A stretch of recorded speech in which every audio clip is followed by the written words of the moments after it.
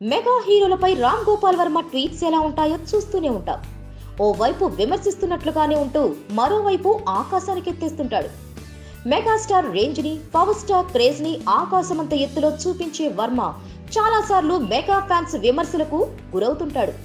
ఇప్పుడు సడన్ గా రూట్ మార్చేసి పవన్ ని నేరుగానే పొగడ్తలతో ముంచెత్తాడు వర్మ. పవన్ కళ్యాణ్ నిద్రపోతున్న అగ్నిపర్వతం లాంటోడు. అప్పుడప్పుడు గుడగుడలాడుతూ పొగలుదులుతూ ఉంటాడు. టైం వచ్చినప్పుడే పేలుతాడంటూ వర్మ పెట్టిన ట్వీట్ సెన్సేషన్ అయిపోయింది. ఈ దర్శకుడి నుంచి పవన్ గురించి ఇలాంటి ట్వీట్ అసలు ఏమాత్రం ఊహించనిది. అప్పట్లో సార్వత్రిక ఎన్నికలకు ముందు పవన్ లాంటి ఇమేజ్ ఉన్న హీరో పాలిటిక్స్ లోకి రాకపోతే తనను తాను తక్కువ అంచనా వేసుకున్నట్లే అన్న వర్మ రీసెంట్ ట్వీట్ లో ఏకంగా అగ్నిపర్వతం అనేశాడు. కాకపోతే ప్రస్తుతం ఆ అగ్నిపర్వతం నిద్రపోతుందని కూడా చెప్పాడు. టైం వచ్చినప్పుడు పేరతాడని అనడంలో వర్మ ఉద్దేశం ఏంటో చెప్పలేం, కానీ పవన్ ఇమేజ్ పై వర్మకు ఏ రేంజ్ క్లారిటీ ఉందో అర్థమవుతోంది.